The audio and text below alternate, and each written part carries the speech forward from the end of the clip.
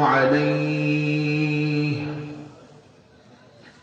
ونعوذ بالله من شرور أنفسنا ومن سيئات أعمالنا من يهده الله فلا مضل له ومن يضلله فلا هادي له أي فلن تجد له وليا مرشدا نشهد أن لا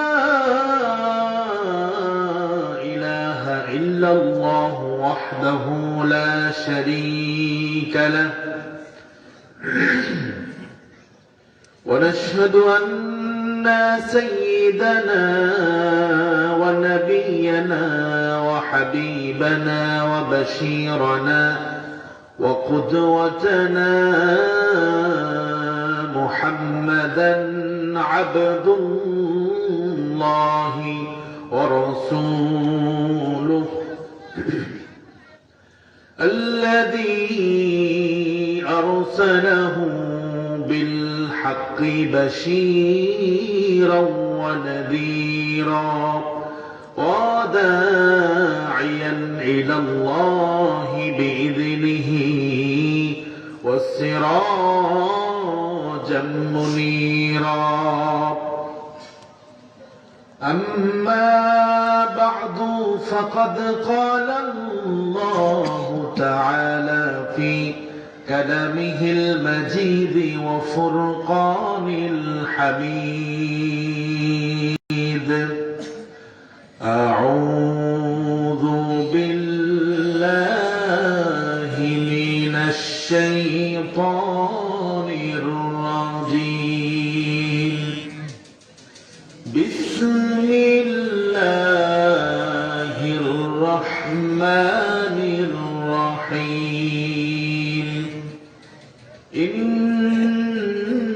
إنما المؤمنون الذين إذا ذكر الله وجلت قلوبهم وإذا تليت عليهم آياته زادتهم إيمانا وعلى ربهم يتوكلون الذين يقيمون الصلاة ومما رزقناهم ينفقون أولئك هم المؤمنون حقا لهم درجات عند ربهم ومغفرة ورزق كريم وقال تعالى في شان رسوله إرشادا لنا وتعليما إن الله وملائكته يصلون على النبي يا أيها الذين آمنوا صلوا عليه وسلموا تسليما اللهم صل على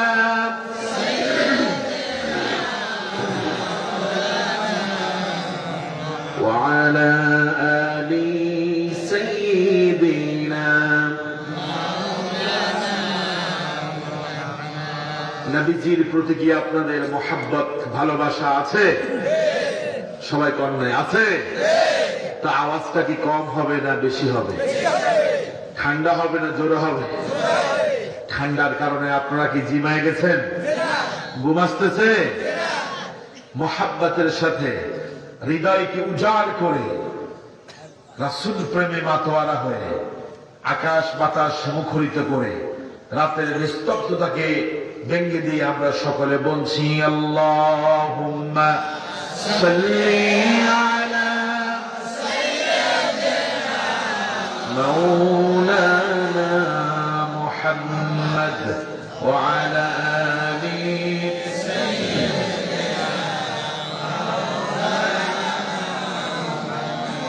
ও মদিনার বুলবুলি কেমনে তোমায় রই ভুলি ও মদিনার বুলবুলি কেমনে তোমায় রই ভুলি দিন কাটে আর রাত কাটে দিন কাটে আর রাত কাটে ওই বেদনার ফুল তুলি কেমনে তোমায় রই ভুলি আল্লাহুম্মা সাল্লি আলা মাওলানা মুহাম্মদ ওয়া আলা আলি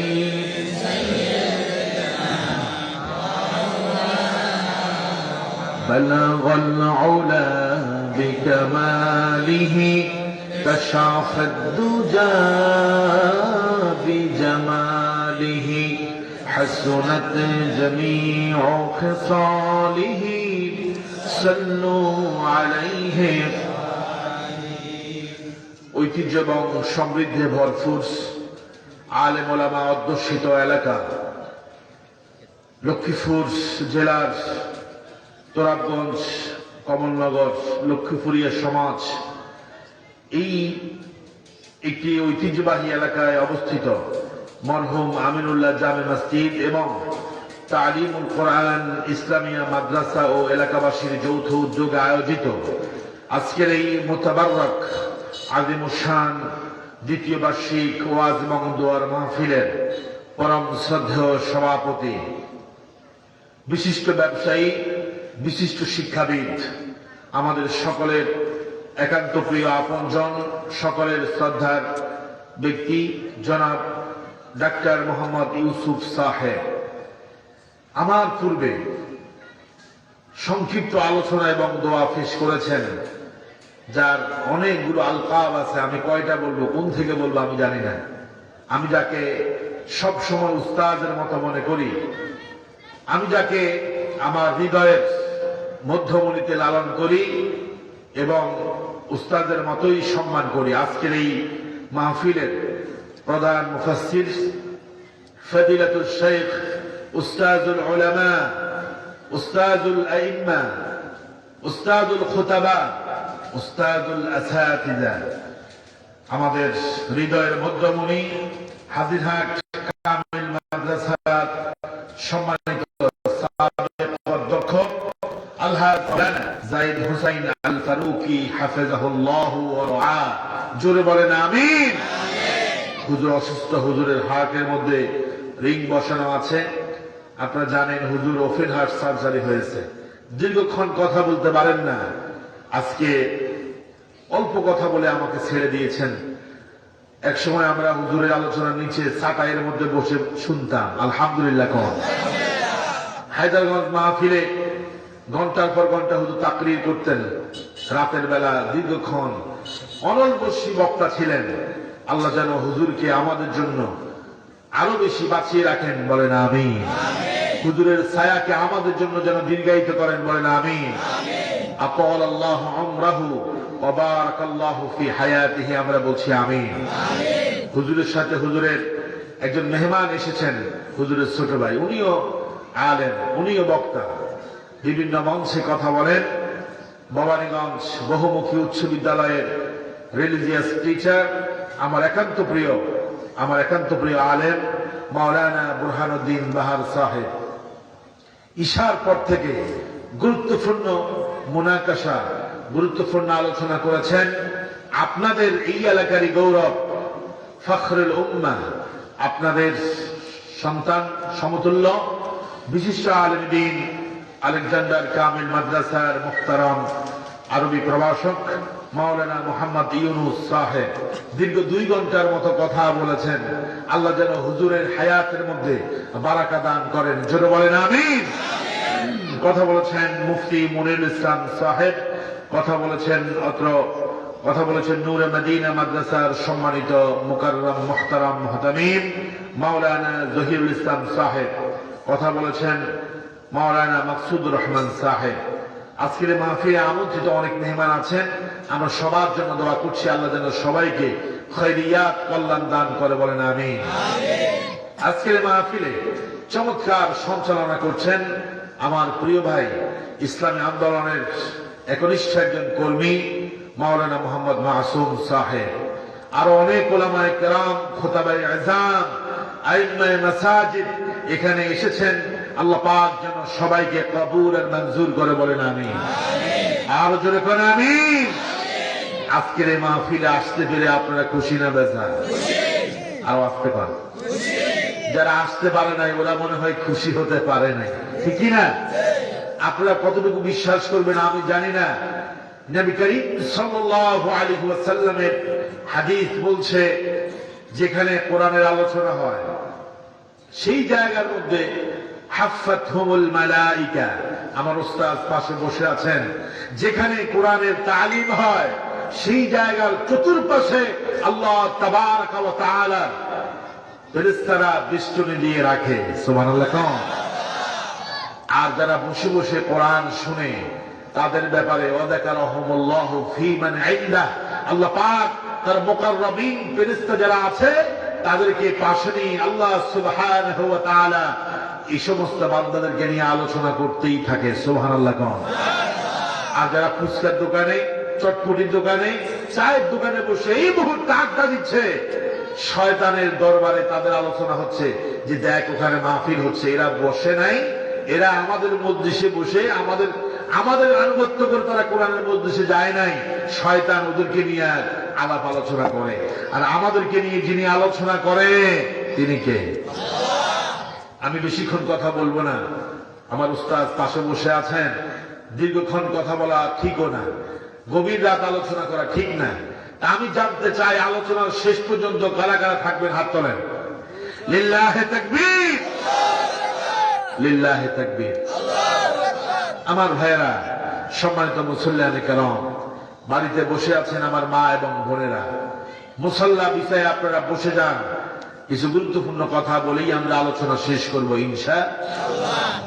আমি আপনাদের সামনে কোরআন আল কারীমের 8 নম্বর সূরা, খেয়াল রাখতে হবে, আমি জিজ্ঞাসা করব কত নম্বর সূরা? সূরা আল আনফাল থেকে, সূরা আনফালের আমি 2, 3 এবং 4 নম্বর আয়াত তেলাওয়াত করেছি।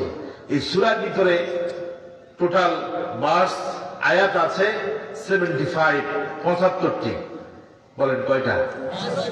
রুকু আছে 10টা। এই সূরাটা নবী করিম সাল্লাল্লাহু আলাইহি সাল্লামের মাক্কি জীবনে নাজিল হয়েছে, এজন্য সূরাটার নাম হচ্ছে মাদানী জীবনে নাজিল হয়েছে, এজন্য সূরাটির নাম হচ্ছে মাদানী সূরা। এবার বলেন যে সূরা থেকে আমরা কথা বলবো, সূরার নাম কি? আনফাল। কোরআনের কত নম্বর সূরা? 8 নম্বর সূরা। এই সূরার ভিতরে আয়াত আছে কয়টা? 75টি।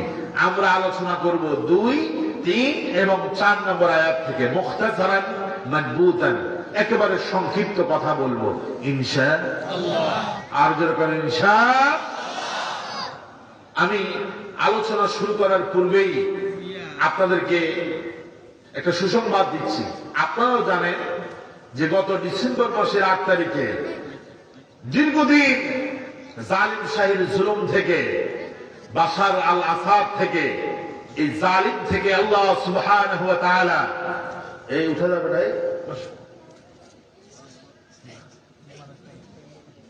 উঠেই যাবে না।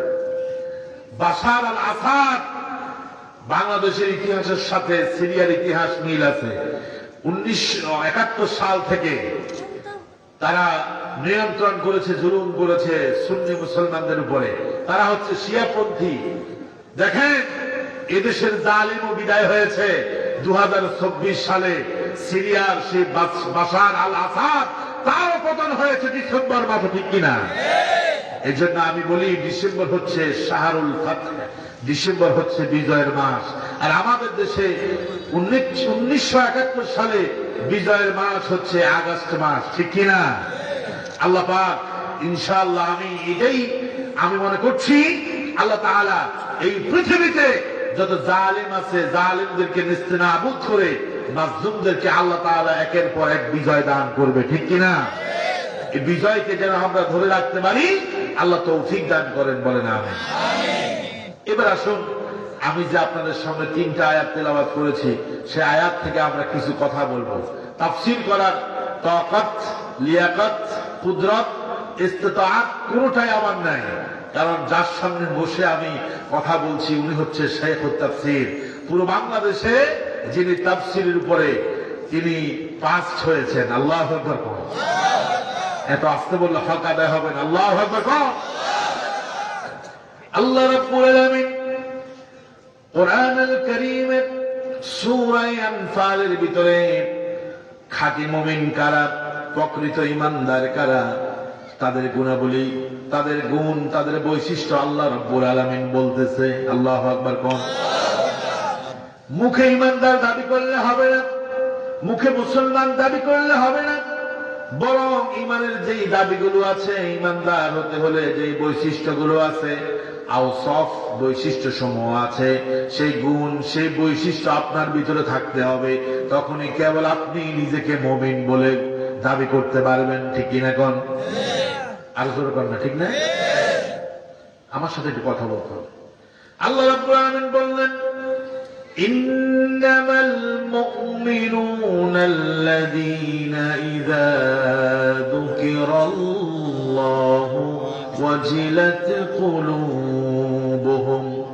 ইন্নামা নিশ্চয়ই, এটা হরফে হাসর, কেবলমাত্র শুধুমাত্র মুমিন তো হলো তারা, আল্লাযীনা ইযা যুকিরাল্লাহ, যখন তাদের কাছে আল্লাহ পাকের জিকির করা হয়, আল্লাহ পাকের নামকে স্মরণ করানো হয়, ওয়াজিলাত কুলুবুহুম, তাদের অন্তরটা প্রকম্পিত হয়ে যায়। আল্লাহু আকবার। তাফসীরে সাঈদীর ভিতরে যিকরুল্লাহ বলে বোঝানো হয়েছে, যিকরুল্লাহ আই ইকাবুল্লাহ, আল্লাহর স্মরণ মানে হলো আল্লাহর শাস্তির কথা স্মরণ করা। আল্লাহু আকবার। এই জীবনটা শেষ নয়, এই জীবনের পরে আরেকটা জীবন আছে, দুনিয়ার জীবনের পরে আরেকটা জিন্দেগি আছে। এটা আমরা বিশ্বাস করি কিনা? সবাই কন্যায় করি কিনা? শুধু দুনিয়া আছে, দুনিয়া শেষ তা না, বরং দুনিয়ার চাইতে উত্তম একটা জগৎ আছে। ওয়ালাল আখিরাতু খায়রুন ওয়া আবকা।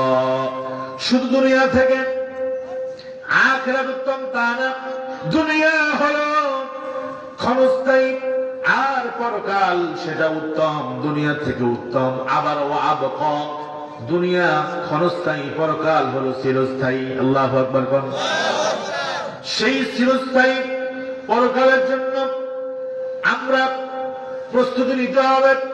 দুনিয়াতে যা করবো তার ফলাফল, তার নতিজা আমরা পরকালে পাবো। এই জন্য দুনিয়াতে যা ইচ্ছা তা করা যাবে না।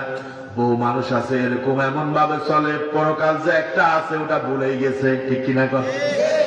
আপনি দেখেন দুনিয়ার টেনশন, মানুষের চুল দাড়িগুলো ফেঁকে গেছে। দরকার ছিল পরকালের চিন্তায় চুল দাড়িগুলো ফেঁকে যাওয়া। কথা কন না কেন? কেমনে বড় বিল্ডিং তৈরি করবে, ঢাকা শহরে প্লট করবে, প্লট তৈরি করবে, প্লট বানাবে, কেমনে কোন ক্ষেতের মধ্যে জমিন কিনবে, সারাদিন এই চিন্তা।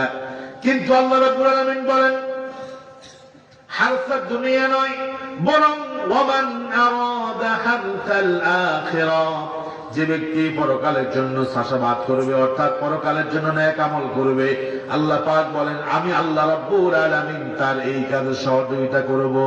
সুবহানাল্লাহ। নাজিদ ফি হারসিহি। আর যে ব্যক্তি দুনিয়া চাইবে, দুনিয়া সে পাবে। যে ক্ষমতা চায়, দেখবেন যে সে ক্ষমতায় পায়। দেখবেন একজনের চেয়ারম্যান হওয়ার জন্য রাত দিন পরিশ্রম করে, মুজাহাদা করে, এক সময় সে চেয়ারম্যান হয়, হয় কিনা? আরে কথা মনে হয় না? কষ্ট হচ্ছে আপনাদের? মেম্বারের জন্য চেষ্টা করে, করতে করতে এক সময় মেম্বার হয়ে যায়। এমপির জন্য চেষ্টা করে, করতে করতে এক সময় এমপি হয়। মন্ত্রীর জন্য লবিং করে, এক সময় সে মন্ত্রী হয়ে যায়। প্রধানমন্ত্রীর জন্য সে চেষ্টা করে, প্রধানমন্ত্রী হয়ে যায়। আমার ভাইরা, যে দুনিয়া চাইবে, শুধু দুনিয়া চাইবে, আল্লাহ তাকে দুনিয়া দিবে। ফালা নাসিবুন ফিল আখিরাহ, পরকালে সে কিছুই পাবে না। এখন বলেন যে দুনিয়া সব পেয়ে গেল, পরকালে কিছুই পরকালের জন্য কিছুই করলো না, আল্লাহ পাক বলে তার জন্য পরকালে কিছুই থাকবে না। ঠিক কিনা বলেন? এখন পরকাল যা আছে এটা আমরা বিশ্বাস করি, কিন্তু পরকালের জন্য কাজ করি না। এখন আল্লাহ পাক বলছেন মুমিন যারা, মুমিন তো হলো তারা যারা আমার নাম তাদের সামনে স্মরণ হলে পরে তারা অন্যায়, অপরাধ, গরিহিত কাজ, গুনাহের কাজ থেকে তারা সরে আসে, গুনাহের কাজটা করে না। আল্লাহু আকবার। যিকরুল্লাহ আই ইকাবুল্লাহ, আল্লাহর স্মরণ মানে আল্লাহর শাস্তির কথা স্মরণ করা। একজনে জিনা করতে গেছে, হঠাৎ করে তার মনে হয়েছে কার কথা? ভাই জোরে কর, কার কথা? আল্লাহর কথা। আল্লাহর কথা তার স্মরণ হয়ে গেল। অথবা একজনে তাকে বলল, তুমি যে জিনা করতেছ আল্লাহকে ভয় করো, ইয়া আবদাল্লাহ ইত্তাকিল্লাহ, হে আল্লাহর গোলাম তুমি আল্লাহকে ভয় করো। ওই সময় আল্লাহর গোলাম যদি জিনা থেকে বিরত থাকে, বুঝতে হবে তার ভিতরে ঈমান আছে। ঠিক কিনা? একজনে ঘুষ খাচ্ছে, আরেকজনের পাশে থেকে আল্লাহর নামটা স্মরণ করায় দিল, হে আল্লাহর বান্দা ইত্তাকিল্লাহ, আল্লাহকে ভয় করো, ঘুষ খেও না। যদি সাথে সাথে ওই বান্দা যদি ঘুষ খাওয়া ছেড়ে দেয়, ঘুষটা না খায়, ঘুষটা না ধরে, বুঝতে হবে তার ভিতরে ঈমান আছে। ঠিক কিনা? কিন্তু আল্লাহর কথা স্মরণ করানোর পরেও যে বান্দা ঘুষ খাওয়া ছাড়লো না, যে ব্যক্তি ঘুষ নেওয়া বন্ধ করলো না, বুঝতে হবে তার ভিতরে ঈমান নাই, সে ঈমান হারা। ঠিক কিনা কোন? বনী ইসরায়েলের 3 ব্যক্তির কথা আপনারা শুনেছেন বহুবার, আমি একটু স্মরণ করা দিচ্ছি। 3 ব্যক্তি যাচ্ছে দুর্গম পাহাড়ের পথ দিয়ে, হঠাৎ করে ঝড় তুফান শুরু হতে যাচ্ছে। তারা চিন্তা করলো আমরা ঝড়ের কবলে, তুফানের কবলে পড়ব, বিপদের মধ্যে পড়ে যাব, আমরা একটা গুহার ভিতরে আশ্রয় নেই। কয় ব্যক্তি? কয়জন? এখন তারা চিন্তা করছে, আমরা যদি কোন নেক আমলের উসিলা দিয়ে আল্লাহর কাছে দোয়া করি, আল্লাহ তো কোরআনে বলছে ওয়াবতাগু ইলাইহিল ওয়াসিলা, তোমরা ওসিলা তালাশ করো আল্লাহর কাছে। ঠিক কি না? ওরা চিন্তা করলো আমাদের কোন নেক আমল নাই, তবে চিন্তা করো আমাদের 3 জনের এমন কোন নেক আমল আছে নাকি যেই নেক আমল গুলো দিয়ে আমরা আল্লাহর কাছে দোয়া করলে পরে আল্লাহ রাব্বুল আলামিন আমাদের দোয়াগুলোকে কবুল আর মঞ্জুর করে বিপদ থেকে আমাদেরকে মুক্তি দান করবে। সুবহানাল্লাহ। আর এই সময় যদি হইতো, তাহলে আমাদের দেশের কিছু মাজার পূজারি কইতো ইয়া খাজা, এখান থেকে আমাদেরকে বাঁচা। ঠিক কিনা? কথা কোন ঠিক কিনা? আমি একবার সাতপুর থেকে ঢাকা যাচ্ছি লঞ্চে, হঠাৎ করে অ্যানাউন্স হয়ে গেল যে প্রচন্ড তুফান শুরু হয়েছে, সবাই জিকির করেন। আমরা জিকির করতেছি, আমার পাশে কয়েকজন হিন্দু ছিল, দেখলাম যে ওরাও শুধু আল্লাহর নাম নিচ্ছে। কিন্তু কয়েকটারে দেখলাম যে ওদের গায়ের মধ্যে সালাম শট, মাথার মধ্যে জট, ওরা কয় ইয়া খাজা তুম মুঝে বাঁচা। নাউজুবিল্লাহ। চিন্তা করছেন হিন্দুরা যেখানে আল্লাহর নাম নিচ্ছে, আমার দেশের তথাকথিত ফিরের মুরিদরা, মাজার পূজারীরা, ওরা খাজারে ডাকতেছে।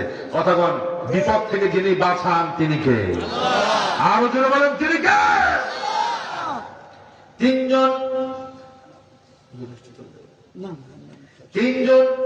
আল্লাহর কাছে দোয়া করল, তাদের কবুলিয়াত হয়েছে আল্লাহর কাছে। এরকম আমল নিয়ে তারা আল্লাহর কাছে দরখাস্ত করতেছে। 2 জন দোয়া করলো, পাথরটা একটু সরলো। 3 নম্বর একজন দোয়া করলো, আল্লাহ আমার একজন সুন্দরী চাচাতো বোন ছিল, আমার একজন সুন্দরী রূপসী চাচাতো বোন ছিল, ওই চাচাতো বোনকে আমি প্রস্তাব দিয়েছি জেনা করার জন্য। চাচাতো বোন আমারে বলেছে আমার সাথে যদি ব্যভিচার করতে চাও তাহলে তুমি আমাকে 100 দিরহাম দিতে হবে। কয় দিরহাম? জোরে কর না। 100 দিরহাম দিতে হবে, তাহলে আমি তোমার সাথে একান্ত মিলিত হব। লোকটি আল্লাহর কাছে বলতেছে, আল্লাহ অনেক কষ্ট করে আমি 100 দিরহাম জোগাড় করলাম। জোগাড় করে একদিন আমি আমার ওই সুন্দরী চাচাতো বোনের কাছে চলে গেলাম, যা বললাম তুমি বলেছো 100 দিরহাম দিলে আমার সাথে তুমি মিলিত হবে, এই নাও তোমার 100 দিরহাম, আসো আমার সাথে মিলিত হও। দুজন নির্জনে চলে গেল। হঠাৎ করে মেয়েটা ওই তার চাচাতো ভাইকে, যুবকটাকে বলতেছে, ইয়া আব্দুল্লাহ ইত্তাকিল্লাহ, ও আল্লাহর গোলাম, আল্লাহর গোলাম, আল্লাহর গোলাম, আল্লাহকে ভয় করো। যুবকটা আল্লাহকে বলতেছে, আল্লাহ যখনই আমার চাচাতো বোন তোমার কথা স্মরণ করে দিয়েছে, আমার কলবের মধ্যে একটা ভয় চলে এসেছে তোমার কথা শোনার পরে। ইয়া রাব্বুল আলামিন যখনই বলেছে তোমাকে ভয় করার জন্য, আল্লাহ আমি 1 সেকেন্ড ওই জায়গার মধ্যে থাকি নাই। আমি চূড়ান্ত প্রস্তুতি নিয়েছিলাম জেনা করার জন্য, কিন্তু ওই সময়ে যখন তোমার কথা স্মরণ হয়েছে আল্লাহ, আল্লাহ আমি ওখান থেকে চলে এসেছি। যুবকটা বলতেছে, আল্লাহ ইন্নী কদ ফাআলতু যালিকা ইবতিগা ওয়াজহিক, আমি যদি এই কাজটা তোমার সন্তুষ্টির জন্য করে থাকি, পৃথিবীর কেউ আমার দেখে নাই। আমি যদি অন্যায় কাজটা করতাম, পৃথিবীর কেউ দেখতো না। যখনই তোমার কথা মনে হয়ে গিয়েছে আল্লাহ, জেনার রাস্তা ছেড়ে দিয়ে আমি চলে এসেছি তোমার সন্তুষ্টির জন্য। আমি যদি এই কাজটা করে থাকি, ফাখরুজ লানা মিনহা, আল্লাহ এই কঠিন বিপদ থেকে তুমি আমাদেরকে বাঁচায়া দাও। আল্লাহু আকবার। হাদিসের ভিতরে এসেছে, সাথে সাথে পাথরটা সরে গেল গুহার মুখ থেকে।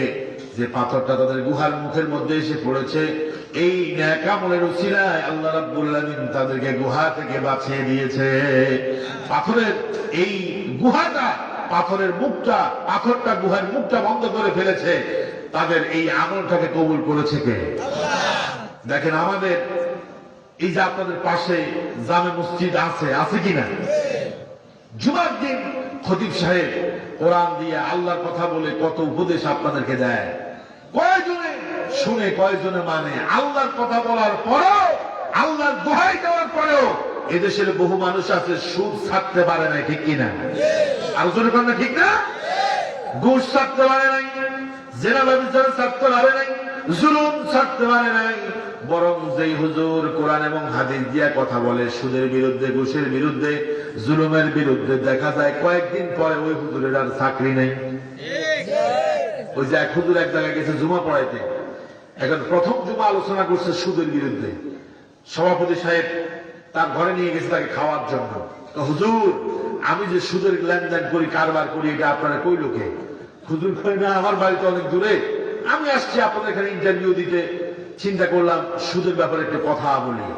আমি তো কাউকে টার্গেট করে কথা বলি নাই। কয় না, আপনি আমার বিরুদ্ধে বলছেন আপনার চাকরি হবে না, ঠিক কিনা? তো ঘুষের বিরুদ্ধে বললে ঘুষখোর রাগ হয়, জুলুমের বিরুদ্ধে বললে জালেম বেজার হয়, চোরের বিরুদ্ধে বললে চোর বেজার হয়, ডাকাতের বিরুদ্ধে বলে ডাকাত বেজার হয়। দরকার ছিল যখনই আল্লাহর দোহাই দিয়ে, আল্লাহর নাম নিয়ে কোন নসিহত করা হয়েছে, সাথে সাথে ওই অপরাধ, ওই অন্যায় কাজকে বাদ দিয়ে দেওয়া, ঠিক কিনা?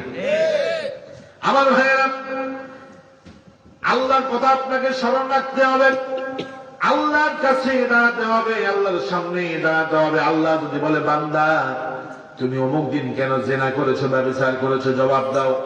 অমুক দিন কেন তুমি চুরি করেছ, মানুষের হক মেরেছ, অমুক ব্যক্তিকে তুমি জুলুম করেছ, বান্দা জবাব দাও। আমার ভাইয়েরা, কোন জবাব কি আমরা দিতে পারবো কিনা? কে কে পারবেন? একটু হাত তোলেন। পারবেন?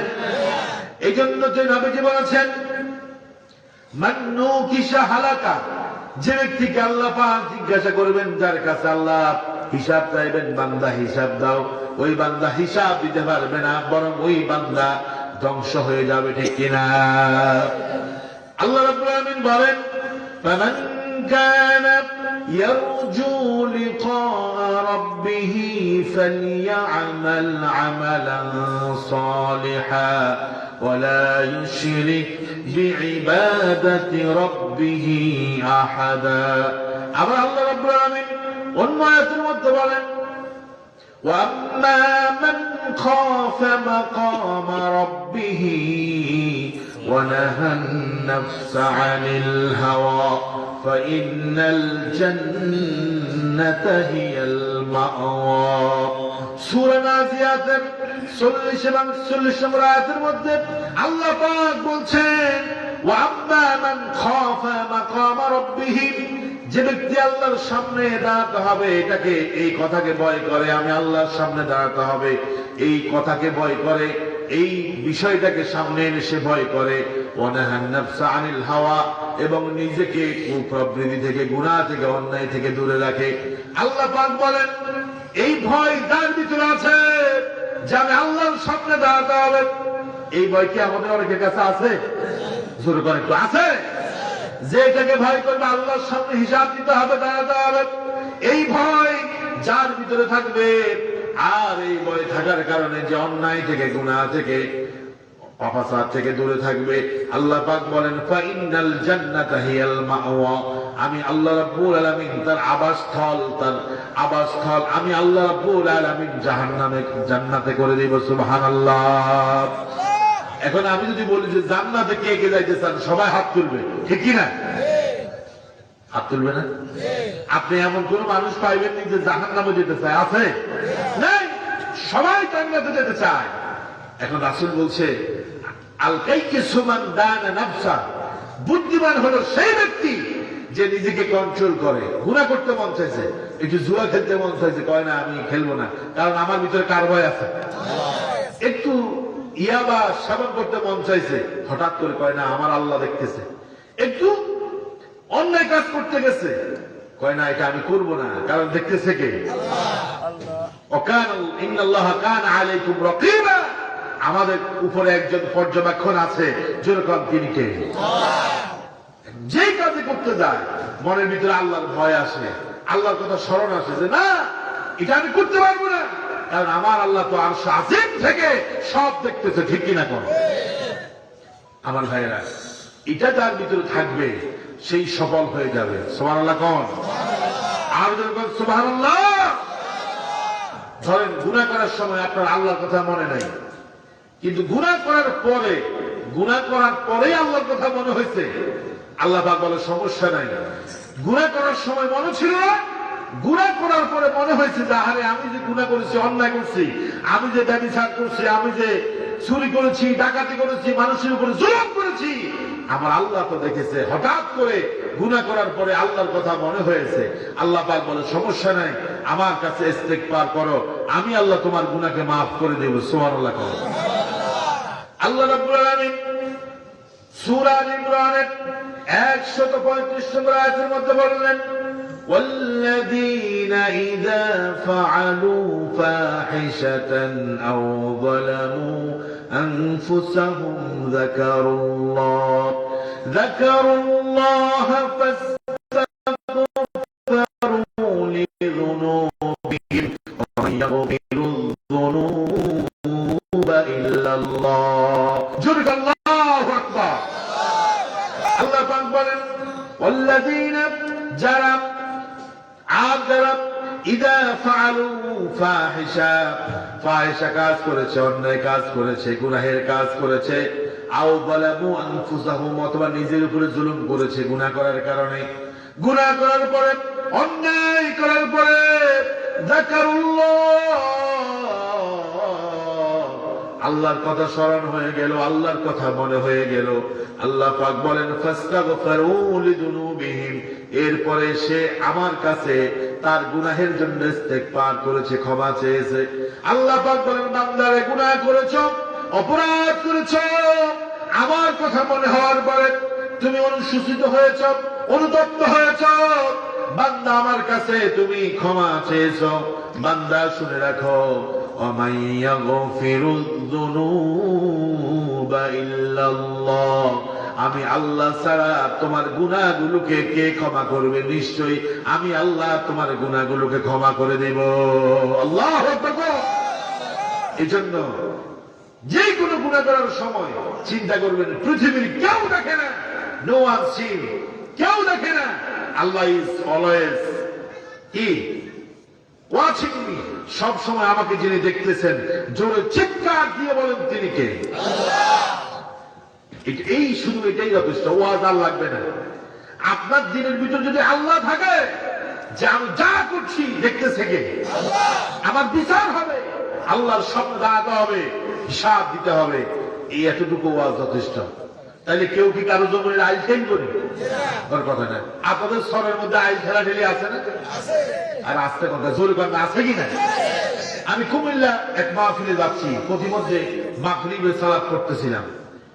এক মুরব্বী মুয়াজ্জিন সাহেবকে রাগ হয়ে গেছে। এই মুয়াজ্জিন সাহেব নামাজের আগে বলতে পারেন না যে কাঁথা সুদা করো, কাঁথা সুদা করো? একদিনও কাঁথা সুদা হয় না। মুরব্বী সেটা দিছে মুয়াজ্জিনকে। আমার দেশে কারোর সাথে না পারলে ইমাম মুয়াজ্জিনের উপরে মানুষ খুব উড়ায়, কথা হয় না? কারণ ওরা মনে করে সমাজের মধ্যে নিরীহ প্রাণী হইল ইমাম আর খতিব আর মুয়াজ্জিন, ঠিক কিনা? বইয়ের সাথে না পারলে মসজিদের মুয়াজ্জিনের সাথে এসে গুটাগুটি করে, ঠিক কিনা? তো মুয়াজ্জিন সাহেবকে নামাজের পরে আমি জিজ্ঞাসা করলাম, হুজুর যিনি নামাজের আগে চেতাচেতি করছে উনি কে? হুজুর উনি হচ্ছে এই এলাকার একজন মুরব্বী, মাতাব্বর টাইফের লোক, প্রত্যেক দিন এসে মসজিদে চিল্লা পাল্লা করে, শুধু কাঁথা সোজা করো, কাঁথা সোজা করো। কয় যে উনি প্রতিদিন জমিতে যায় মানুষের আইল কেটে বাঁকা করে আর মসজিদে এসে কাঁথা সোজা করে, ঠিক ঠিক এখন এরকম মুসলিম আছে কিনা? নামের আগে দিয়া হুজুর আলহাজ আছে, মুক্তিযোদ্ধা আছে, কিন্তু মানুষের সম্পদ জাল দলিল করে জাল কবলা করে নিয়েছে, আছে কিনা? কতক্ষণ আছে কিনা?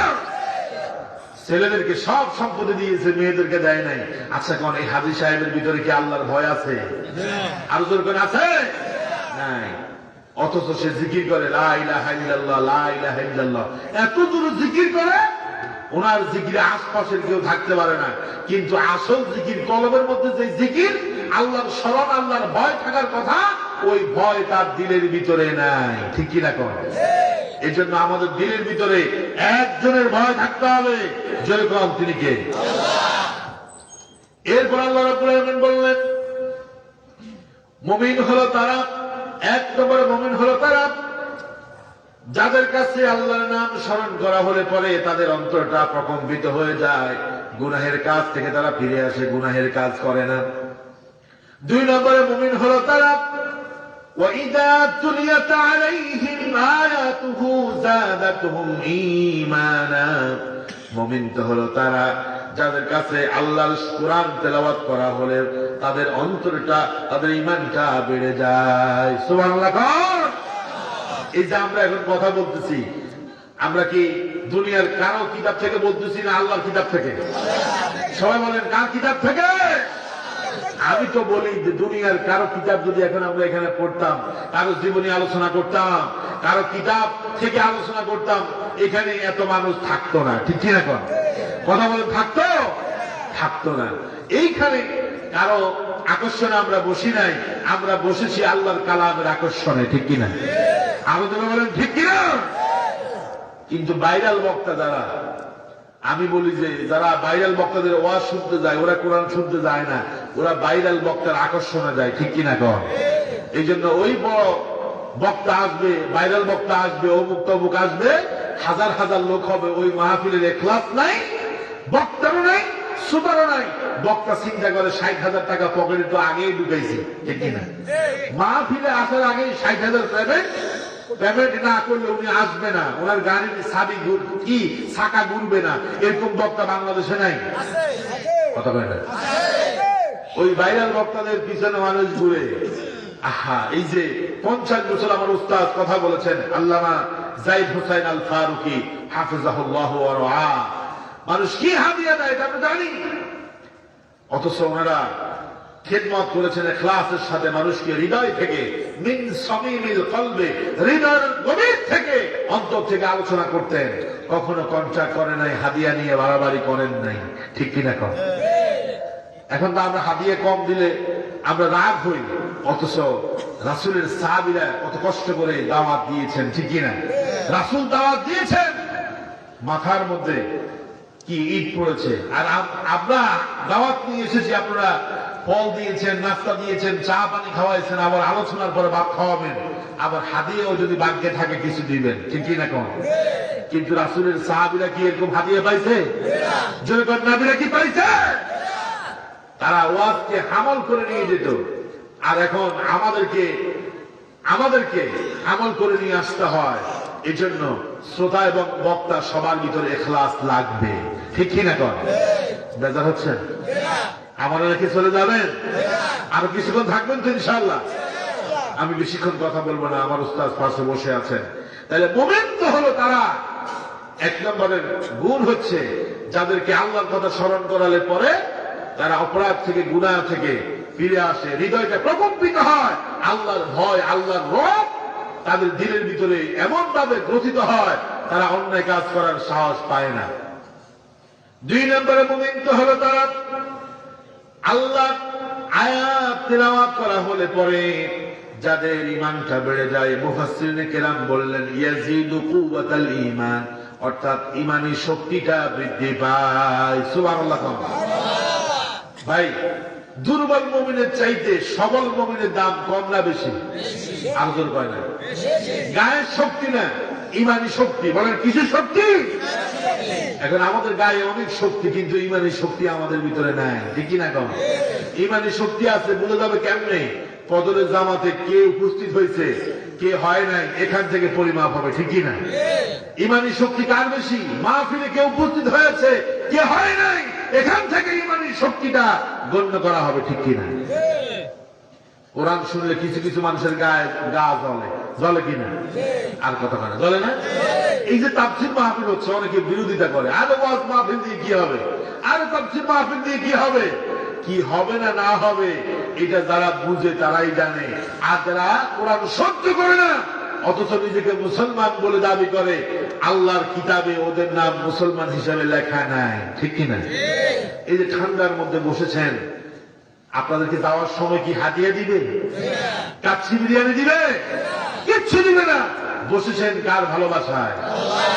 আল্লাহর কিতাব শুনতেছেন। এই যে ভিতরে একটা চার্জ হচ্ছে, ঈমানের চার্জ হচ্ছে। আল্লাহু আকবার বলেন। আল্লাহ নবী বলেন আল মুমিনুল কাবিয়্যু খায়রুন ওয়া আহাব্বু ইলাল্লাহ মিনাল মুমিনিদ দাঈফ। দুর্বল ঈমানদারের থেকে আল্লাহর কাছে সবল ঈমানদার, যার ঈমানটা মজবুত, সে আল্লাহর কাছে উত্তম এবং প্রিয়। আল্লাহু আকবার। এজন্য ঈমানদার তারা হবে কোরআনের আয়াত শুনলে, কোরআনের আয়াত শুনলে, আল্লাহর কথা শুনলে যাদের ঈমানটা বেড়ে যায়, ওরাই হলো মুমিন। আর কোরআনের আয়াত শুনলে, কোরআন শুনলে, তাফসীর শুনলে যাদের গা জ্বলে, ওরা হলো মুনাফিক। ওরা কি? আল্লাহ রাব্বুল আলামিন বলেন ওয়াইদা কিলা লাহুম তাআলাউ ইলা মা আনজালাল্লাহু وإلى الرسول رأيت المنافقين يسدون عنك سدودا। সূরা নিসা আয়াত নম্বর 61। আল্লাহ পাক বলেন যাদের ভিতরে মুনাফিকের রোগ আছে, তাদেরকে যখন আপনি কোরআন দিয়ে আলোচনা করবেন আর বলবেন তাআলাউ ইলা মা আনজালাল্লাহু ওয়া ইলার রাসূল, আল্লাহ তার রাসূলের কাছে যে কিতাব নাযিল করেছেন এই কিতাবের দিকে আসো, এই কিতাব শুনুন, কোরআন শুনুন, কোরআনের ব্যাখ্যা শুনুন। যখন আপনি তাদেরকে কোরআনের দিকে ডাকবেন, রাআইতাল মুনাফিকিনা, তখন মুনাফিকি চরিত্র যাদের মধ্যে আছে, যাদের ভিতরে মুনাফিকির চরিত্র আছে, ইয়াসুদ্দুনা আনকা সুদুদা। সাদ্দা ইয়াসুদ্দু মানে পিছনে ফিরে যাওয়া, অর্থাৎ তারা কোরআনের কাজে আসবে না, ইসলামের কাজে আসবে না, ভালো কাজে আসবে না, কোরআন শুনতে চাইবে না। আমার ভাইরা, সমাজে কিছু মানুষ আছে গান বাজনার অনুষ্ঠান দিলে আসে, সিনেমা নাটক চালাইলে আসে, বায়োস্কোপ টেস্কোপ চালাইলে আসবে, কোরআনের মাহফিলে ওরা কখনো আসবে? ওদের কয় না কোরআনের মাহফিলে কখনো আসবে? তাহলে কোন আপনারাই ফতুয়া দেন যারা কোরআন শুনতে পছন্দ করে না, কোরআন ভালোবাসে না, বরং কোরআনের মুফাসসিরকে আমার উস্তাদ বলেছেন কোরআনের মুফাসসিরকে ময়দান থেকে 12টি বছর তারা দূরে রেখেছে, ঠিক কিনা? আল্লামা সাঈদীকে তারা জেলখানায় ঢুকায়া তারা চিন্তা করেছে যে কোরআনের ময়দান শেষ হয়ে যাবে, তাফসীর মাহফিল শেষ হয়ে যাবে। হয়েছে? একটু জোরে কর, ঈমানের সাথে বলেন, হয়েছে? বরং আল্লামা দিলাওয়ার হুসাইন সাঈদীকে জেলখানায় ঢুকানোর পরে এমন এমন মুফাসসির এই জমিনে এসেছে, তারা আল্লামা সাঈদীর যোগ্য উত্তর শুনে, ঠিক কিনা? 12টি বছর যদি আমাদের কোরআনের পাখি আল্লামা দিলাওয়ার হোসেন সাঈদী ময়দানে কথা বলতেন, হাজার হাজার মুসলিম কালেমা পড়ে মুসলমান হতো, ঠিক কিনা? তারা মানুষদেরকে কোরআন শোনা থেকে বিরত রেখেছে, তারা ইসলামের শত্রু। এই যে মাহফিল গুলো হচ্ছে, কোনো অনুমতি লাগে? মেম্বারের কাছে গেলে বলতো যে চেয়ারম্যানের কাছে যান, চেয়ারম্যানের কাছে গেলে বলতো যে এমপির কাছে যান, এমপির কাছে গেলে মন্ত্রীর কাছে, মন্ত্রীর কাছে গেলে প্রশাসনের কাছে। এইভাবে কত দরজায় যেতে হতো। এখন জালিমও নেই, অনুমতিরও কোনো প্রয়োজন নাই, ঠিক কিনা কন? আরে কোরআন কার কথা? আর যদি বলেন কার কথা? আল্লাহর কথা এই জমিনে বললে কার আবার অনুমতি লাগবে, ঠিক কিনা? অনেক মাহফিলে বলতো হুজুর উপর থেকে সাপ আছে, বেশি কথা কঠিন কথা বলা যাবে না, উপর থেকে সাপ আছে। এক মাহফিলে কক্সবাজার পেকুয়াতে আমারে বলছে হুজুর কথা একটু সাবধানে বলবেন, উপর থেকে চাপ আছে, বেশি মারাত্মক কথা বলা যাবে না। আমি বলছি আপনাকে উপর থেকে কে চাপ দিচ্ছে আমি জানি না, কিন্তু আমার রব আমাকে কোরআনের মাধ্যমে চাপ দিয়েছে, রাসূলকে চাপ দিয়েছে, রাসূলকে বলেছে বাল্লিগ মা উনজিলা ইলাইক, রাসূল আপনার উপরে যা নাযিল করেছি তা আপনি মানুষের কাছে পৌঁছায় দেন। যদি আপনি পৌঁছায় না দেন, ফামা বাল্লাগতা রিসালাতাহু, আমি বুঝবো, আমি আল্লাহ বুঝবো আপনি আপনার রিসালাতের দায়িত্ব পালন করেন নাই। নবীরা এখন নাই, কোরআনের কথাগুলো আলেমরা পৌঁছায় দিবে, ঠিক কিনা? কিসের অনুমতি? অনুমতি তো দিয়েছেন আল্লাহ। বিভিন্ন জায়গায় হুজুর ওয়াজ করে, হুজুরের মাইক কেড়ে নিয়ে যাওয়া হতো, কথা বলতে দেওয়া হতো না, ঠিক কিনা? কোরআনের আওয়াজ চলবে, কোরআনের মাহফিল চলবে, কোরআনের মাহফিলকে যারা বাধা দিবে তাদেরকে দিল্লি পাঠিয়ে দেওয়া হবে, ঠিক কিনা? আমার সাথে কি আপনারা একমত আছেন? কারা কারা একমত আছেন? দুহাত তুলে আল্লাহকে দেখি না।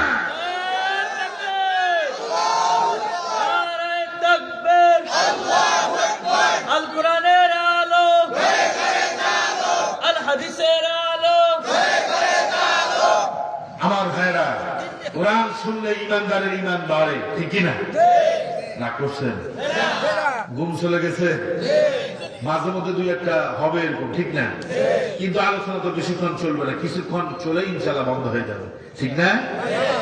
তাহলে ইমানদার যারা কোরআন শুনলে ওদের ইমান বাড়ে, ঠিক কিনা? আর মুনাফিক যারা, বেদিন যারা, কোরআন শুনলে ওদের গায়ের জ্বালা পড়া শুরু হয়ে যায়, ঠিক কিনা? যেমন আবু বকরের সামনে রাদিয়াল্লাহু তাআলা আনহু, রাসূল যখন কোরআন তেলাওয়াত করতেন আবু বকরের ইমানটা বেড়ে যেত। আবু বকর ইমানের সাথ পেতেন, তিনি বলতেন রাসূল আপনি তেলাওয়াত করেন, তেলাওয়াত করলে পরে আমার কাছে ভালো লাগে। আবার আল্লাহ রাসূল যখন আবু লাহাবের সামনে কোরআন তিলাওয়াত করতেন, আবু লাহাবের গায়ের মধ্যে যন্ত্রণা শুরু হয়ে যেত। তারা ঘোষণা করত, তারা ঘোষণা দিয়েছে মুহাম্মদের কোরআন শোনা যাবে না। وقال الذين كفروا لا تسمعوا لهذا القرآن والغوا فيه لعلكم تغلبون। ওরা আইন করেছে মুহাম্মদ যে কোরআন পড়ে এই কোরআন শোনা যাবে না, ঠিক কিনা? কোরআন চলতেছে কিনা বলেন? কথা কেন চলতেছে কিনা? কাফের আবু জাহাল, আবু লাহাব তারা নাই, তাদের উত্তরসূরি থাকবে না, কিন্তু কিয়ামত পর্যন্ত একটা কিতাব পৃথিবীতে থাকবে। সেই কিতাবের নাম কি? আগুন দিয়ে কোরআন জ্বালিয়ে বর্ষ করে দিল, পৃথিবী থেকে কোরআন হারিয়ে যাবে না, কারণ এই পৃথিবীতে প্রায় 3 কোটির উপরে হাফেজে কোরআন আছে। আল্লাহু আকবার। একজন হিন্দু সে কোরআন নিয়ে কি চমৎকার গান লিখেছে। যদি আগুন লেগে ধ্বংস হয়ে যায় পৃথিবীর সব বইয়ের দোকান, তবে বিশ্ব থেকে হারাবে না পবিত্র কোরআন। আল্লাহু আকবার। তারা কেমনে করবে ধ্বংস? আসতেছে না। তারা করবে কেমনে? মানে কোরআনের ইমান পৃথিবীতে আছে অগণিত হাফেজে কোরআন। আল্লাহু আকবার। কথাটা এরকম আর কি। দেখেন একজন হিন্দু কোরআনের মর্যাদা বুঝেছে, সে কোরআনের নামে গান লিখেছে। আর আমার দেশের রাম বাম নাস্তিকরা কোরআনের মাহফিলকে বন্ধ করার জন্য পায় তারা করতো, ঠিক কিনা কম? কালিমাতুল্লাহ হিয়াল উলিয়া। এই পৃথিবীতে আল্লাহর কালাম সবার উপরে থাকবে, কোরআনকে মুছে দিতে কেউ পারবে না, ঠিক কিনা? আমার ভাইরা, একবার আব্দুল্লাহ ইবনে মাসউদ রাদিয়াল্লাহু তাআলা আনহু তিনি বাইতুল্লাহর সামনে বসে কোরআন তেলাওয়াত করতেছেন। সামনে দিয়ে যাচ্ছে আবু জাহাল, নাম শুনছেন?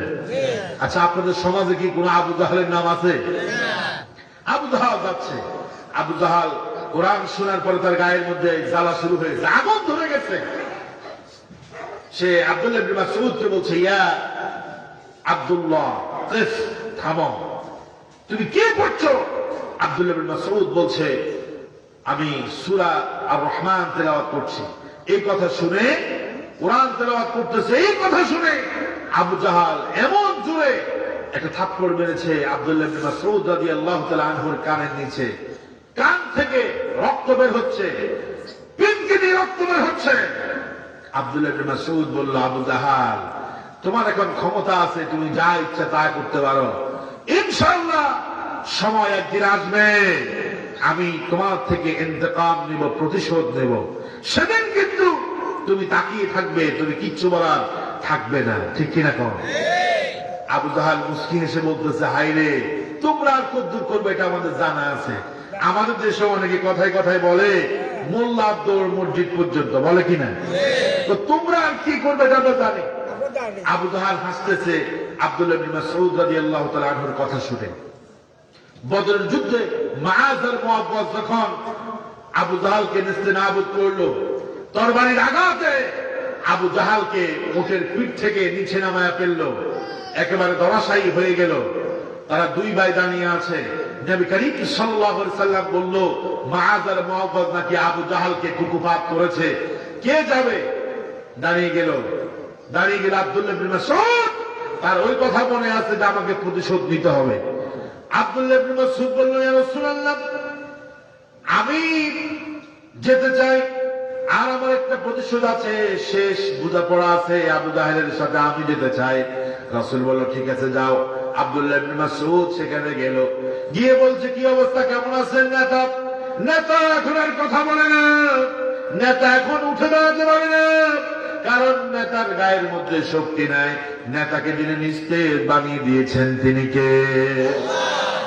আব্দুল্লাহ ইবনে মাসউদ বললেন, স্মরণ করেন ও আবু জাহাল, ওই দিনের কথা স্মরণ করেন যেদিন কোরআন তেলাওয়াত করার কারণে আপনি আমাকে আঘাত করেছেন, চপেট আঘাত করে আমার কান থেকে রক্ত বের করেছেন। আজকে সময় এসেছে আমি প্রতিশোধ নেব। আবু জাহাল বুঝে গেল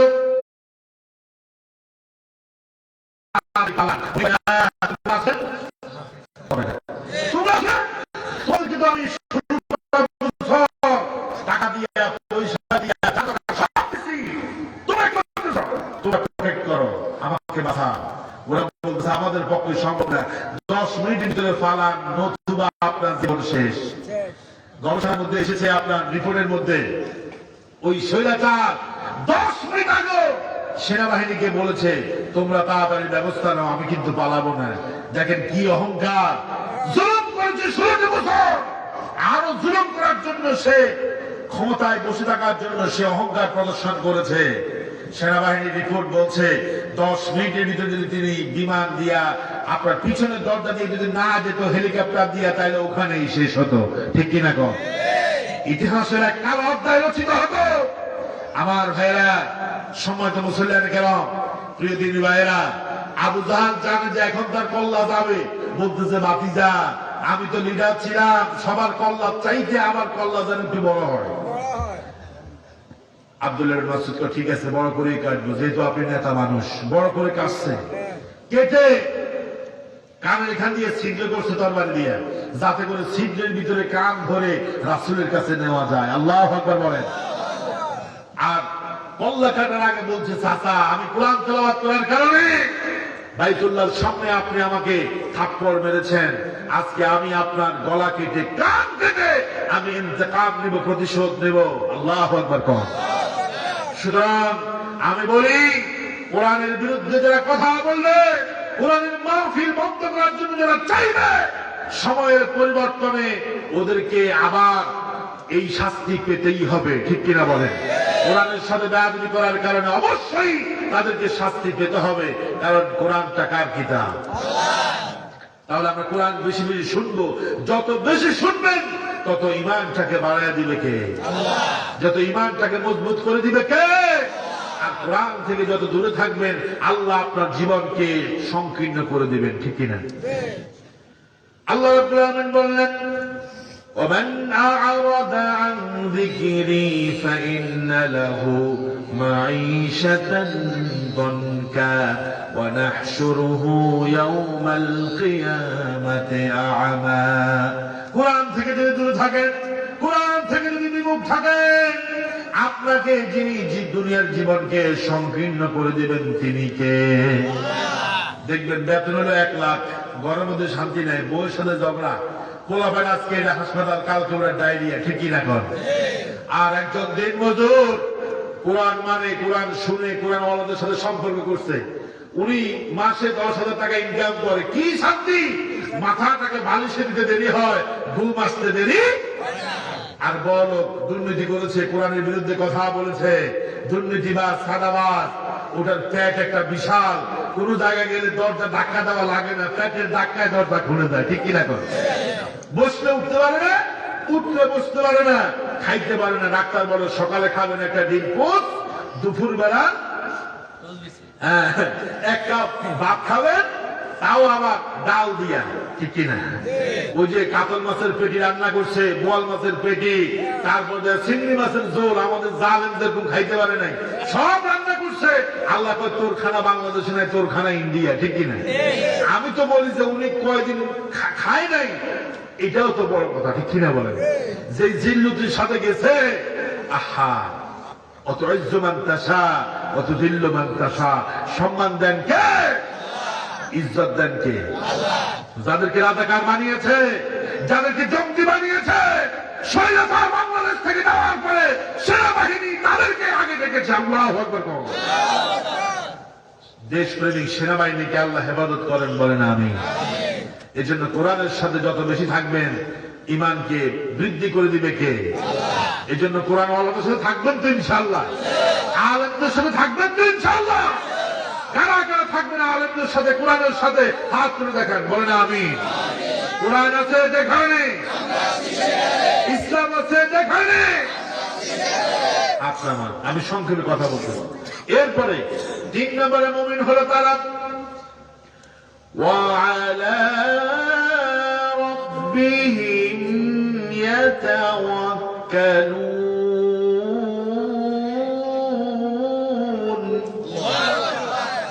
এত আস্তে। وعلى ربهم يتوكلون।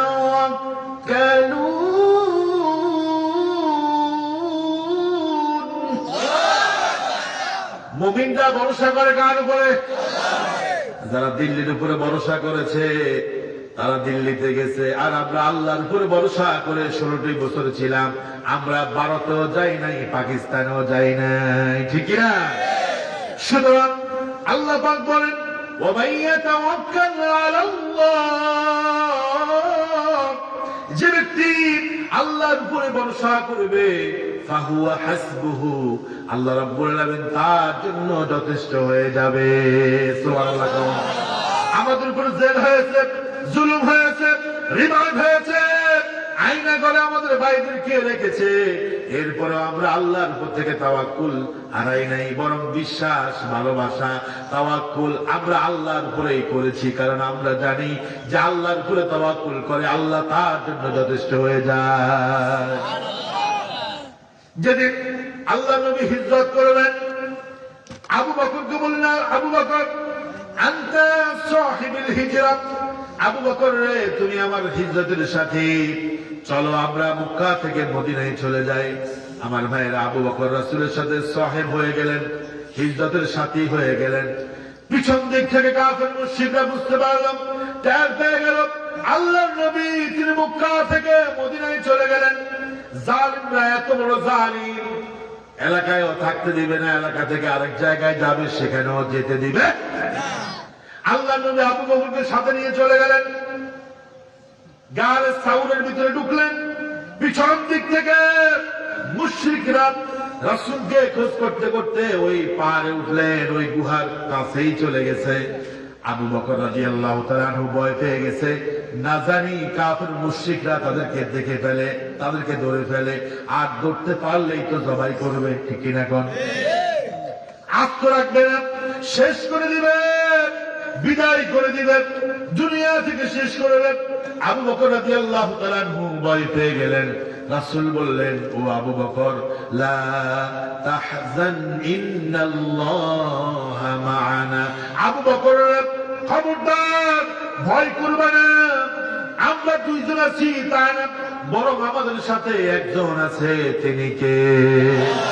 আর জোরে জোরে বলেন, তিনি কে? আবু বকর ভয় পেয়ে গেল। নবীজি বললেন, লা তাহজান ইন্নাল্লাহা মা'ানা, ভয় করবে না, টেনশন করবে না, আমাদের সাথে যিনি আছেন তিনি কে? আল্লাহ পাক বলেন, ফাআনজালাল্লাহু সাকিনাতাহু। যখনই রাসূল আল্লাহর উপরে তাওয়াক্কুল করলেন, আল্লাহ পাক রাসূলের অন্তরের মধ্যে সাকিনা, প্রশান্তি নাযিল করছে। আল্লাহু আকবার, আর জোরে বলেন আল্লাহু আকবার।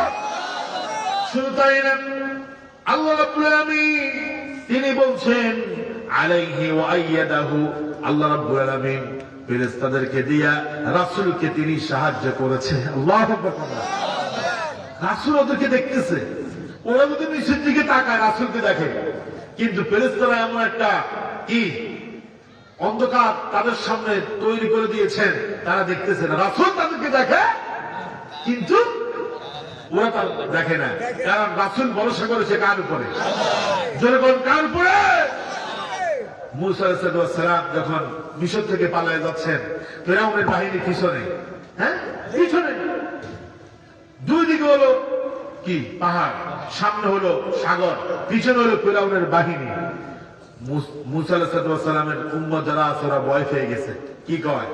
ইন্না লামুদরাকুন, আমরা তো ধরা খেয়ে গেছি।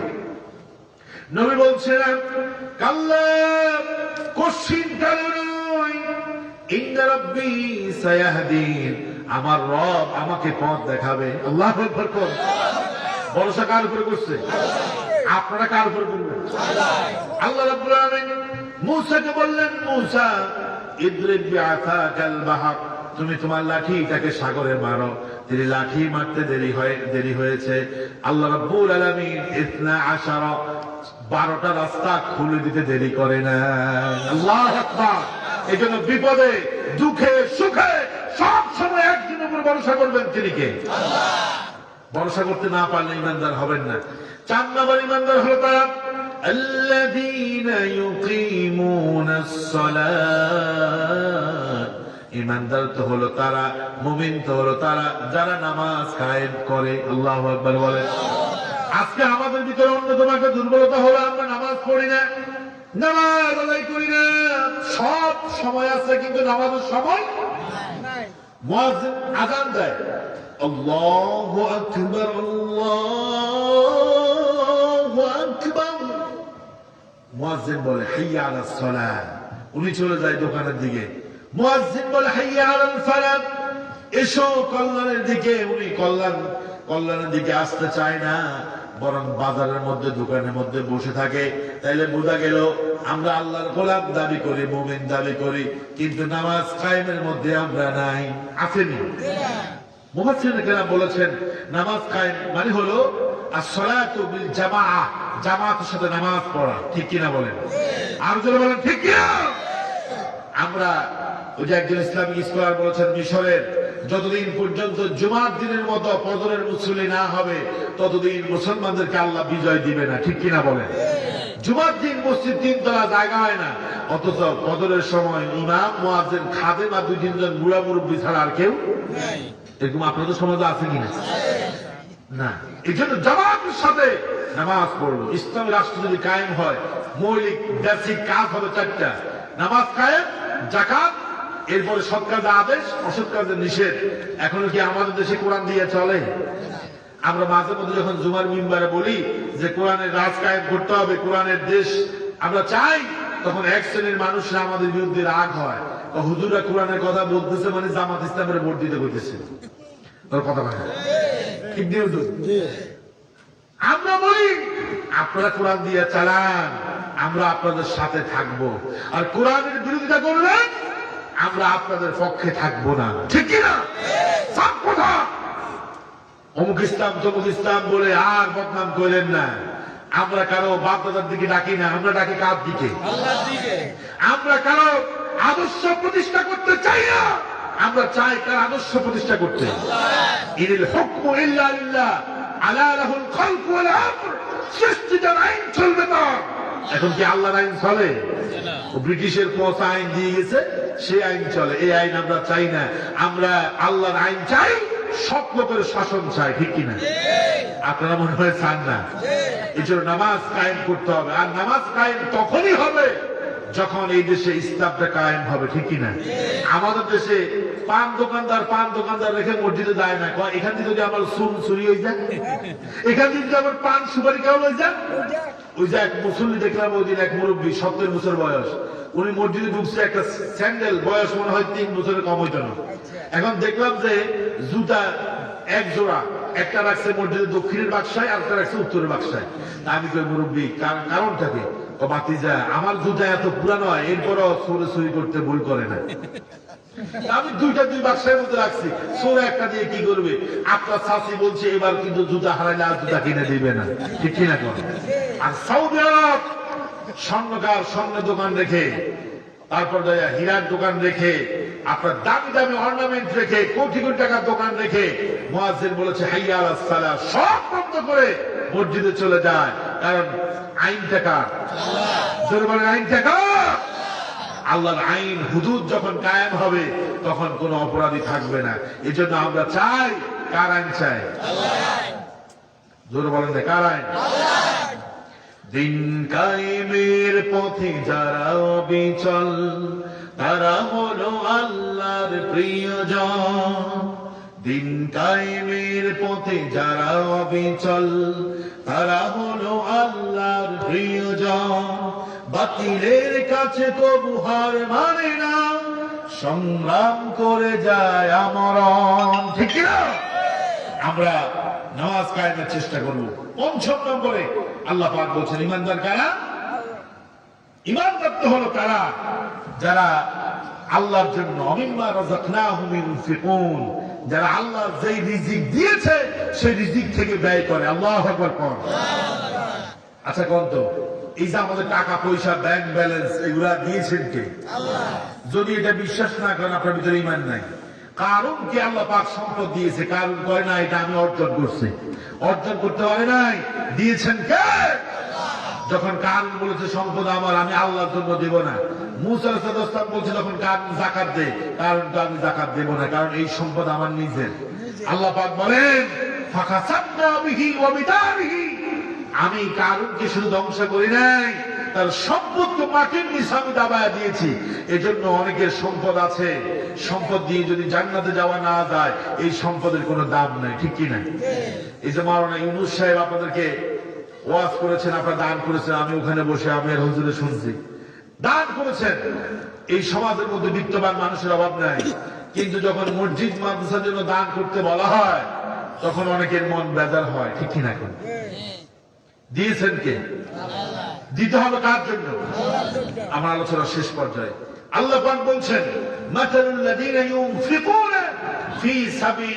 ইউনফিকুনা আমওয়ালাহুম ফি সাবিলিল্লাহ, যারা আল্লাহ রাস্তায় দান করে তাদের উদাহরণ হচ্ছে কামাতালি হাব্বাতিন, একটা বীজের মতো। বীজ চিনেন আপনারা?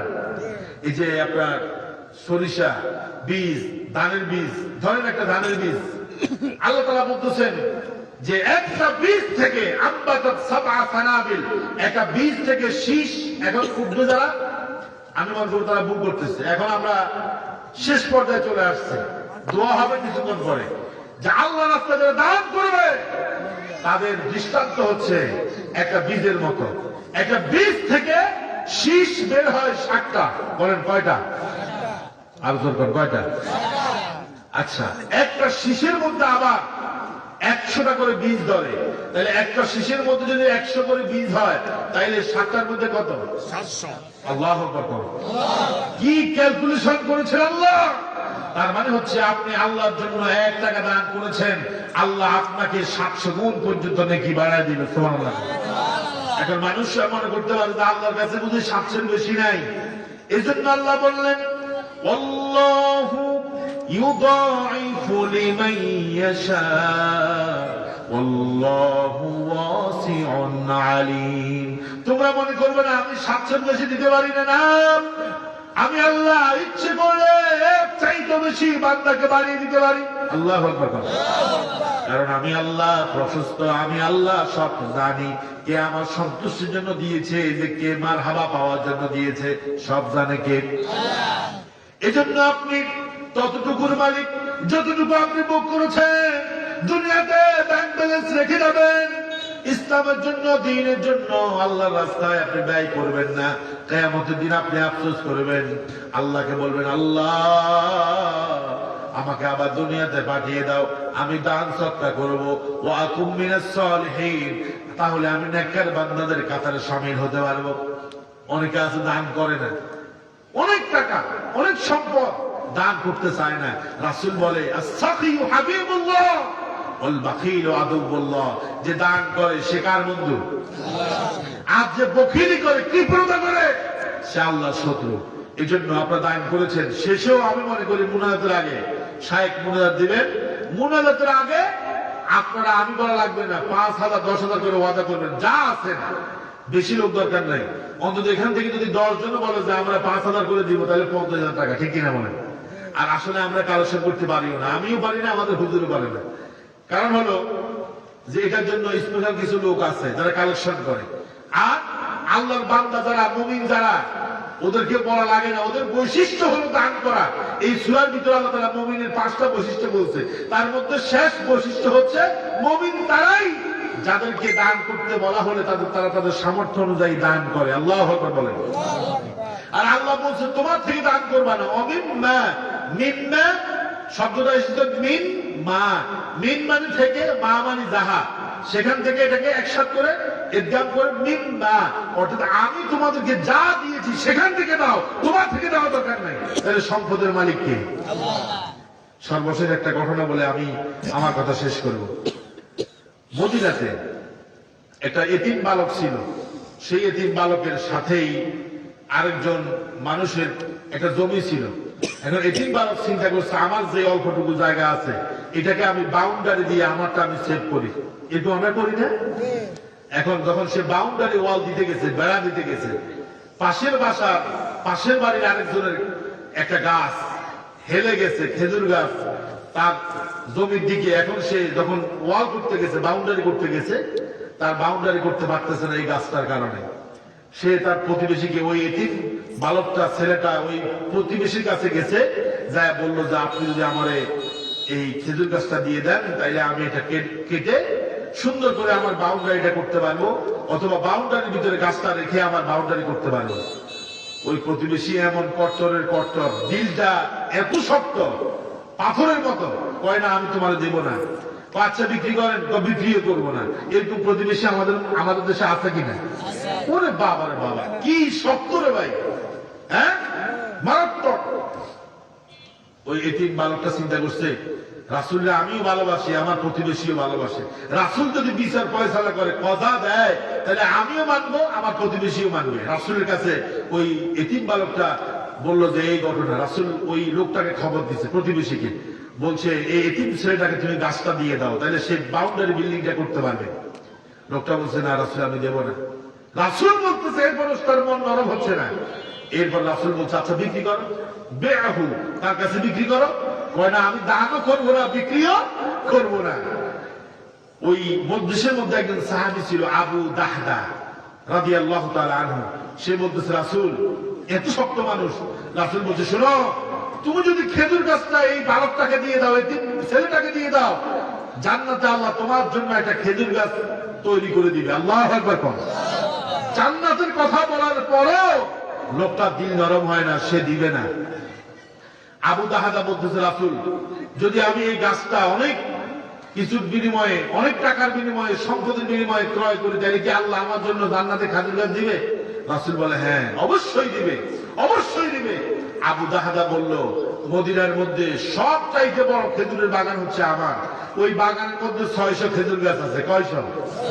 জোরে করেন আল্লাহু আকবার। শুধু 600 খেজুর গাছ না, ওখানের মধ্যে থাকার জন্য আবু দাহদা রাদিয়াল্লাহু তাআলা একটা ঘর বানাইছে। সেখানের মধ্যে মিষ্টি পানির একটা কুয়াও ছিল, অনেক কিছু ছিল, বিশাল বাগান, 600 খেজুর গাছ। এবার রাসূল আবু দাহদা বলতেছে, ওই কঠিন হৃদয়ের প্রতিবেশীকে বলতেছে, শোনো, এই গাছটা আমি একটা গাছ তোমার কাছে 600 খেজুরের বিনিময়ে, খেজুর গাছের বিনিময়ে কিনতে চাই, তুমি কি দিবে?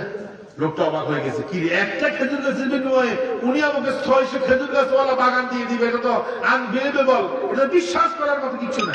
হয় না, আমি দিব, তুমি রাজি কিনা? ওই লোকটা বলছে, হ্যাঁ ঠিক আছে। একটা খেজুর গাছের বিনিময়ে ওই সাহাবী আবু দাহদা তার 600 খেজুর গাছ বিশিষ্ট বাগান দিয়ে দিছে, মিষ্টি পানির কুয়া দিয়ে দিছে, ঘর দিয়ে দিছে। রাসূল বলেছে যে এই খেজুর গাছের বিনিময়ে জান্নাতে একটা খেজুর গাছ হবে। আল্লাহু আকবার বলেন। জান্নাতে একটা খেজুর গাছ পাওয়ার জন্য আবু দাহদা রাদিয়াল্লাহু তাআলা আনহু মদিনার শ্রেষ্ঠ খেজুরের বাগান, 600 খেজুর গাছ বিশিষ্ট বাগান, আল্লাহ রাসূলের কথা বিশ্বাস করে জান্নাতের ওই খেজুর গাছের আশায়, জান্নাত পাওয়ার আশায় আবু দাহদা রাদিয়াল্লাহু তাআলা আনহু বিশাল আত্মত্যাগ করেছেন। আল্লাহ রাসূল মুস্কি হাসলেন, বললেন, আবু দাহদা কতই না সৌভাগ্যবান, জান্নাতের একটা খেজুর গাছের জন্য দুনিয়ার সুবিশাল বাগান সে দান করে দিয়েছে। আল্লাহু আকবার। সাহাবায়ে কেরাম তো এরকম ছিল। এজন্য আমি বলি, ইমানদার যদি হতে চান, যখন যেখানে যা প্রয়োজন হয় আপনার ইস্তেতাআত, সামর্থ্য অনুযায়ী আপনি দান করবেন। যিনি আপনাকে জান্নাতে সম্মানিত করবেন তিনি কে? আল্লাহ। এই 5টা বৈশিষ্ট্য যেটা আমি একটু আগে বললাম আলোচনার মধ্যে, এক, আল্লাহর নাম নিলে, আল্লাহর কথা স্মরণ হলে অন্তরটা প্রকম্পিত হয়। কোরআন তেলাওয়াত শুনলে, আল্লাহর কথা শুনলে, তেলাওয়াত শুনলে ঈমান বেড়ে যায়। 3, আল্লাহর উপরে সব সময় তাওয়াক্কুল করে। 4, নামাজ কায়েম করে। 5, আল্লাহর জন্য, আল্লাহর রিজিক থেকে দান করে। এই 5টা কাজ যে ব্যক্তি করবে তার জন্য পুরস্কার হলো 3টা। কয়টা? আলোচনা করে না, কয়টা? পুরস্কার 3টা বলে আমাদের কথা শেষ হবে।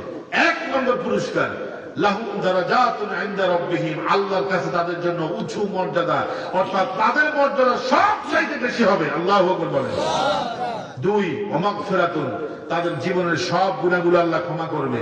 3 নম্বর পুরস্কার, ওয়া রিজকুন কারীম, দুনিয়াতে আল্লাহ তার জন্য, পরকালেও তার জন্য সম্মানের রিজিক ব্যবস্থা করবে। আল্লাহু আকবার বলেন। তাহলে এই 5টা গুণ আমাদের মধ্যে থাকা দরকার আছে কি না? এই 5টা গুণের সর্বশেষ গুণ হচ্ছে দান করা। এখন আমি দেখব যে এই গুণটা কার ভিতরে আছে, কার ভিতরে নাই। আমি দেখেছি আপনারা দান করেছেন ইউনুস ভাইয়ের কাছে মুনাজাতের আগে, এখন দোয়া কবুল হবে গভীর রাতে। জি, নগদে, বাকি খাতা শূন্য থাক। এই 500, 1000 করে যারা এখন দিবেন আমাদের হুজুরের কাছে, বিশ্বাস করেন আপনারা হারায় গেলে বুঝবেন কি রত্ন, কি নিয়ামত, নিয়ামাতুল উজমা আমরা পেয়েছি। আলহামদুলিল্লাহ। হুজুরের হাতে মুসাফা করে 500, 1000 টাকা যারা দিবেন একটু আসেন, 5 মিনিট সময় নেবে, পর দোয়া হবে। যারা দিবেন 500, 1000 টাকা, আমি মুসাফা করবো, হুজুর মুসাফা করবে, হুজুরের কাছে দিবেন 500, 1000 টাকা করে। যারা যারা দিবেন আসেন। কেউ যদি 100 টাকা দিতে চান তাও আমরা নেব। রেডি হন ইনশাআল্লাহ। 5 মিনিট, ইনশাআল্লাহ 5 মিনিট পরে আমাদের দোয়া হয়ে যাবে। এরপর আমরা এখান থেকে বিদায় নেব। একটু জিকির করেন, লা ইলাহা ইল্লাল্লাহ, জোরে, লা ইলাহা, কেউ উঠবেন না, সুবহানাল্লাহ ওয়ালহামদুলিল্লাহ, লা ইলাহা ইল্লাল্লাহ, সুবহানাল্লাহ ওয়ালহামদুলিল্লাহ, লা ইলাহা ইল্লাল্লাহ। একজন ভাই দিচ্ছে কি নাম? নামটা বলেন। হ্যাঁ, সাইফুল ইসলাম।